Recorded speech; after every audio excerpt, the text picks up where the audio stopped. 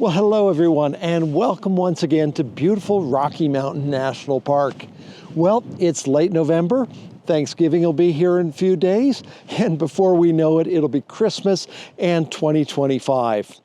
Well, I know that many of you come up here for the holidays with family and friends. It's such a great place to get away from the chaos of life, to enjoy the beauty of nature, and to hang out with the people you love. Well, people often wonder where they can take a hike that's perfect for the entire family. Something that is gentle, not too steep, not too rocky, not too long, not too much snow, and not too much wind. Well, I've been looking around and I think I've got the perfect hike for the entire family. And it's a hike that you can't do most of the year. During the summer and autumn, it's a busy road. But this time of year, it's nice and quiet. The road is closed and you can walk on it. And that is the hike up to Chasm Falls along Old Fall River Road. And this hike has two different options. One for those who want something really gentle, and another for those who want something a little bit more of a workout. You can even go together for most of the way and split up and join back up again.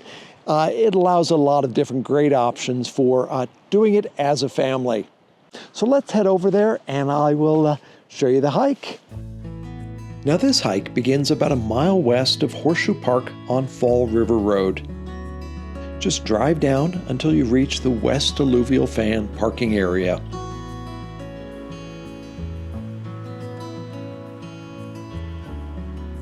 At this time of year, there's usually plenty of parking, especially if you arrive in the morning. Here you'll find toilets as well as a picnic area. Now just as we start the hike, we encounter the road closed barrier. Simply walk around it. You'll notice that leash pets and bicycles are allowed. After the barrier, you'll have a nice quiet road to walk on. This is such a fabulous place to walk anytime the road is closed. Now this first mile of the hike is nearly flat, making it perfect for everyone, from the youngest to the oldest. If you hike quietly, you may see wildlife such as deer or elk just off the side of the road. Today, however, they all seem to be in hiding, probably because it is a rather blustery day.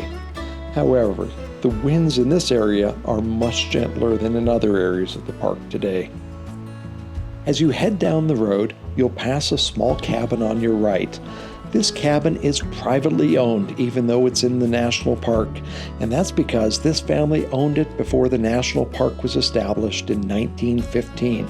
There are quite a few properties like this within the national park.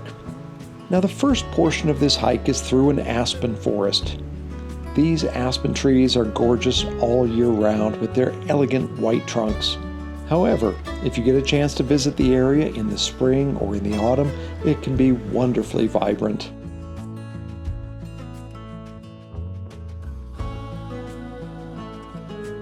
I always enjoy this section of road with the snowy Mount Chapin towering high above. It always seems to beckon me onward. During the first couple of months of winter, this road generally has very little snow on it. However, in the shaded areas, you are likely to encounter some patches of snow and ice. And as the winter progresses, those areas will continue to grow. So I recommend that you bring hiking poles for balance on the ice, and you also might find it helpful to have microspikes with you as well. If you don't own microspikes, you can rent them for the day from the Estes Park Mountain Shop or from other outdoor stores in Estes Park. Eventually, these aspen give way on your left and are replaced by willows. This marshy area can occasionally have moose, so keep your eyes open and see if you can spot one.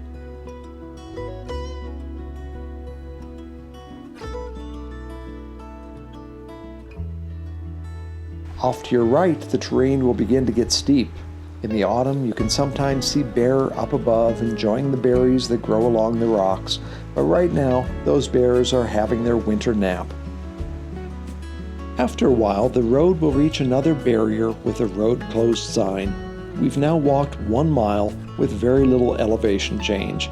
At this point, if you have members of your party who want to keep the hike short and gentle, they can turn around here. Alternatively, they can first do the 0.2 mile loop through the Endo Valley picnic area. This is a beautiful forested area, but because of the shade, there's usually more snow here. However, if it is a warm day, it's definitely a great place to enjoy a winter picnic. For those of you who want a bit more of a hike, we're going to walk around that road closure and continue on up Old Fall River Road. At this point, the road turns to gravel and begins to climb, but it is a fairly gentle climb. From here, it is a 1.3 mile hike up to the falls.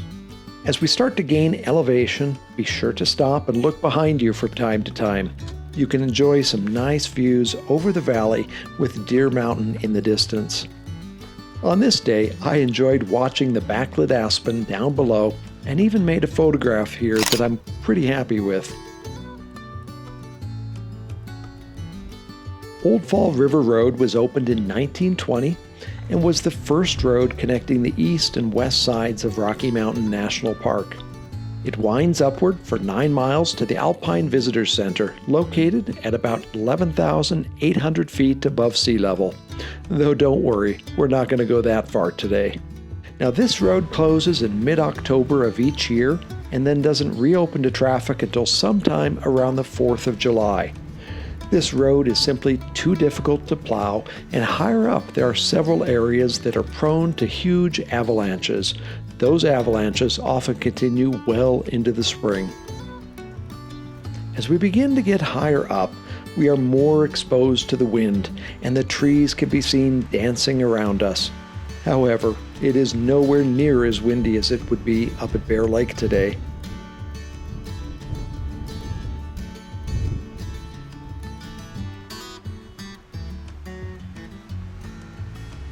After just a couple of switchbacks, we arrive at the parking area for Chasm Falls.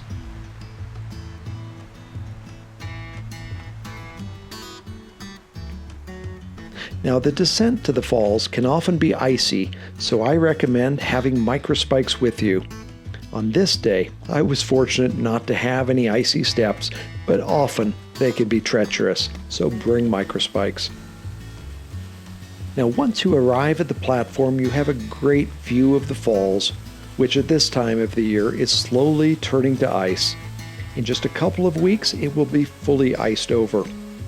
While I was here, I enjoyed making a photograph of this transition to its winter state. Now, if you pay attention, you'll notice that this little canyon is often covered in icicles.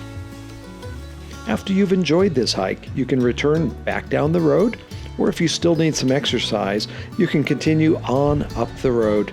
However, I would recommend that you turn around when you get to the series of tight switchbacks, as that area is very prone to these big avalanches that I was talking about. Well, I really hope you enjoyed that hike. I certainly enjoyed hiking it myself. I think it's a fabulous hike for the entire family, whether you're only going to the end of the paved road or whether you're continuing on up to the falls. Now, let me give you a few quick statistics on the hike. If you're doing just the paved portion of the road up to the barrier and heading back, then that is almost exactly 2 miles with very minimal elevation gain. If you continue and do the loop around the Endo Valley picnic area, that adds an additional 0.2 miles. And if you continue on up to the falls and back, that's a 4.6 mile hike with approximately 500 feet of elevation gain. Now, either way, it's a doable hike for an afternoon or a morning. Great to do before your Thanksgiving meal, or if you haven't eaten too much, perhaps afterwards. Well, if you're looking for additional hikes to do in Rocky Mountain National Park, then let me recommend my book, Hiking Rocky Mountain National Park, The Essential Guide. You'll find 75 of the best hikes in Rocky. And if you don't yet have a 2025 calendar, I've got a new one out for 2025 on Rocky Mountain National Park. You can find both my book and my calendar listed in the show notes below this video. And if you're visiting Estes Park during the holidays, please stop by my gallery and say hello. We'd love to meet you. Well, thank you everyone for watching. Once again, sure appreciate all of you. I'll see you out on the trail or in the next video. To help you prepare for your visit to Rocky Mountain National Park, visit my website, rockymountainnationalpark.com. For hiking guides, calendars, coffee table books, and more, visit rockytrailpress.com. And when you arrive, be sure and stop by my gallery in downtown Estes Park. It's called Images of RM and P.